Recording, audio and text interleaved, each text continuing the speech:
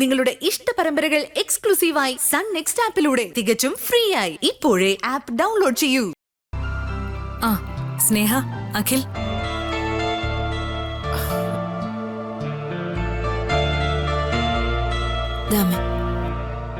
പൂജിജി, നമ്മുടെ എല്ലാ റെക്കോർഡ്സും ഈ പെൻഡ്രൈവിലാക്കിയിട്ടുണ്ട്. ഇതിന്റെ കോപ്പി രണ്ടിടത്തായിട്ട് സേവ് ചെയ്തിട്ടുണ്ട്. സ്വാതിയുടെ വോയിസ്, CCTV ഫുട്ടേജ് എല്ലാം, പിന്നെ ഇത് ഡോക്യുമെന്റ്സിന്റെ പകർപ്പ്. താങ്ക് യു സ്നേഹ. അജുവേട്ടൻ തിരിച്ചു വന്നതിന് ശേഷം ഇതിനൊക്കെ കൂടിയുള്ള ഫീസ് തരുന്നുണ്ട്. ഫീസ് ഒന്നും വേണ്ട ചേച്ചി, അർജുൻ സാറിനോട് പറഞ്ഞാ മതി. എല്ലാവരിലും മനസ്സലിയരുതെന്ന്, ചതിക്കുന്നവരെ തിരിച്ചറിയാൻ കൂടി പഠിക്കണമെന്ന്. അതിനെ നമ്മൾ പറയാതെ തന്നെ അജുവേട്ടൻ പഠിച്ചു കഴിഞ്ഞാണ് സ്നേഹ. അല്ല, അർജുനേട്ടന്റെ അടിസ്ഥാന സ്വഭാവം നമ്മളായിട്ട് മാറ്റാനായിട്ട് പോണ്ട. അതും കൂടെ ചേർന്നാലേ അർജുനേട്ടനാവത്തുള്ളൂ. പിന്നെ നിങ്ങളെല്ലാരും കൂടെ ഉണ്ടല്ലോ. ചതിക്കാൻ വരുന്നവനെ ചൂണ്ടിക്കാണിച്ചാ മതി. നിങ്ങൾ പറയുന്നൊന്നും കേട്ടില്ലെങ്കിൽ നമുക്ക് തന്നെ അർജുനേട്ടനെ കൈകാര്യം ചെയ്യാം. 3 ദിവസം കഴിഞ്ഞാൽ നൂലുകെട്ട, അതിന്റെ ഒരുക്കങ്ങളൊക്കെ തുടങ്ങണം, സാധനങ്ങളൊക്കെ വാങ്ങണം. അതൊക്കെ ഞാനും കനകേച്ചിയും കൂടെ തീരുമാനിച്ചോളാം. അതെ അതെ, എന്റെ കൂടെ കൊച്ചുമോളാ. കൊച്ചുമോക്കൊരു സ്വർണ്ണവള വാങ്ങണം. അതിന് കാശ് നേരത്തെ മാറ്റി വെച്ചിട്ടുണ്ട്. കനകേച്ചി അങ്ങനൊന്നും ചെലവാക്കണ്ട. അത് ശരി. അപ്പൊ ഞാൻ ഈ വീട്ടിലെ ആളല്ല അല്ലേ? അയ്യോ, ശരി, ഞാൻ വള വാങ്ങുന്നില്ല. അയ്യോ ചേച്ചി, ചേച്ചി ഇങ്ങനെ പറയുന്നത് കേൾക്കാൻ വേണ്ടി ഞാൻ മനഃപൂർവ്വം പറഞ്ഞതല്ലേ. കൃഷ്ണമോള് ചേച്ചിയുടെയും കൂടെ ചെറുമോള് തന്നെയാ. ചേച്ചിയല്ലേ മോളെ പൂജയുടെ കയ്യിൽ നിന്ന് ഏറ്റുവാങ്ങിയത്. അപ്പൊ പൂജമോളെ, നമുക്ക് ഐശ്വര്യമായിട്ട് കടയിൽ പോയി സാധനങ്ങൾ വാങ്ങാം. ഓക്കെ കനകേച്ചി.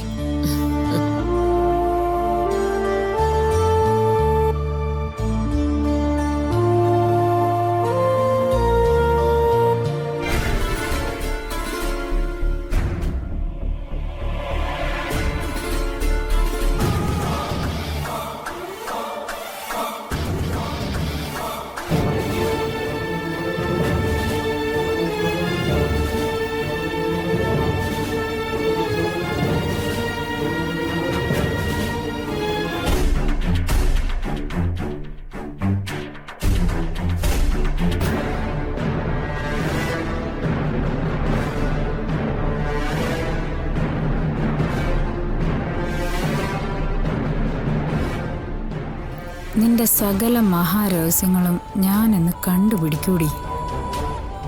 നീ ആരെ വിളിക്കുന്നെന്ന് നിന്റെ ഫോണിലെ നമ്പർ വെച്ച് ഞാൻ പിടിക്കും. ഇത് കൂട്ടുകാരിയാണോ അതോ ഇനി സ്വാതി തന്നെയാണോ? എന്തായാലും ഇന്ന് ഞാൻ കണ്ടുപിടിക്കും. ഇവളൊന്നും മിണ്ടാതെ നിന്ന് ശ്രദ്ധിക്കുക. കൊള്ളക്കാരുടെ രീതികളൊക്കെ ഇതുപോലെ തന്നെയാ.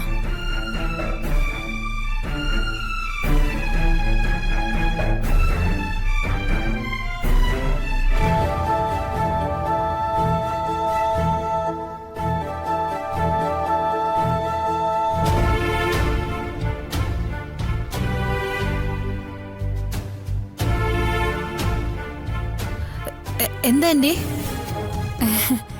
ഏയ്, ഞാൻ മുറിയൊക്കെ ഒന്ന് അടിച്ചു വരാൻ വന്നതാ.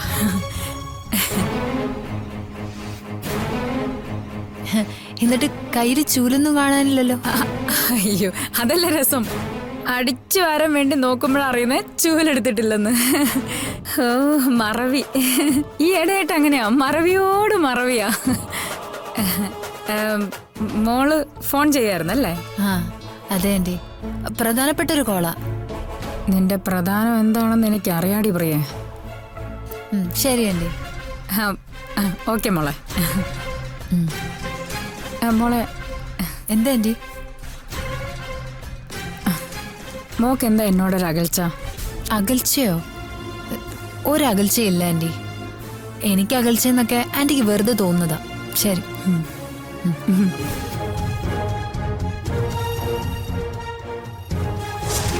നിന്റെ കള്ളത്തരമൊക്കെ ഞാൻ പൊളിച്ചടുക്കും കേട്ടോടി.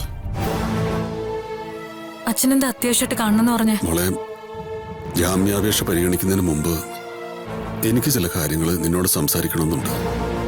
അതിനാ നിന്നെ വിളിപ്പിച്ചത്. വീട്ടിൽ വെച്ച് സംസാരിച്ച് ചിലപ്പോൾ ശരിയാവില്ല. ഇത് നമ്മൾ തമ്മിൽ മാത്രമുള്ള കാര്യമാണ്. എന്ത് കാര്യമാണേലും അച്ഛൻ എന്നോട് പറയാം. കാരണം 2 കൈയും വിട്ട അവസ്ഥയിലാണ് ഞാനിപ്പോ. ഒന്നു മാറി പ്രശ്നങ്ങളിൽ നിന്ന് പ്രശ്നങ്ങളിലേക്ക് ഒഴുകിക്കൊണ്ടിരിക്കുക എന്റെ ജീവിതം ഇപ്പോ. ഈ ഒരു അവസ്ഥയില് അച്ഛനൊരു ആമുഖമൊന്നും പറയണ്ട. അച്ഛൻ എന്ത് വേണേലും എന്നോട് പറയാം. അച്ഛൻ അജുവേട്ടന്റെ ജാമ്യാപേക്ഷയെക്കുറിച്ച് എന്തെങ്കിലും സംസാരിക്കാനാണോ എന്നെ കാണണമെന്ന് പറഞ്ഞ? ഇല്ല മോളെ, എനിക്കൊരു മനസ്സമാധാനമില്ല. കിടന്നാൽ ഉറങ്ങാൻ കഴിയുന്നില്ല. ഒരുപക്ഷെ ശ്വാസം എടുക്കാൻ പോലും പറ്റാത്തൊരവസ്ഥയിലാണ്. നിന്റെ ജീവിതത്തിലുണ്ടായ എല്ലാ തിരിച്ചടികളുടെയും കാരണക്കാരൻ ഞാനാ.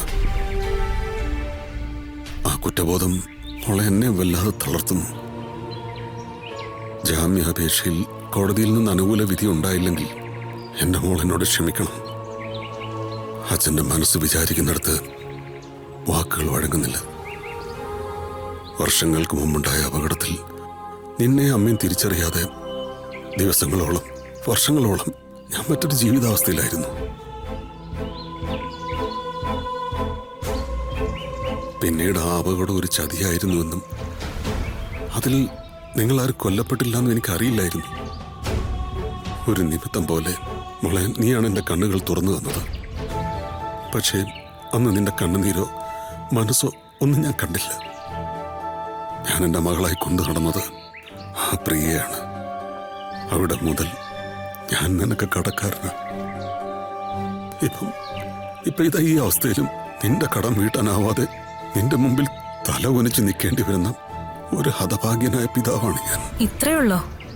ഇതാണോ ഇത്ര വലിയ കാര്യം? അച്ഛനൊന്ന് ഓർത്തു നോക്കിയേ. എനിക്ക് കിട്ടുന്നതെല്ലാം നഷ്ടത്തിന്റെ കണക്കുകളാ. അനാഥത്വം പിടിച്ച ബാല്യത്തിനൊടുവിൽ സ്വന്തം അച്ഛനെ തിരിച്ചറിഞ്ഞപ്പോ അച്ഛനെ മറ്റൊരുവൾ തട്ടിയെടുത്തു കഴിഞ്ഞിരുന്നു, പ്രിയ എന്ന രൂപത്തിൽ.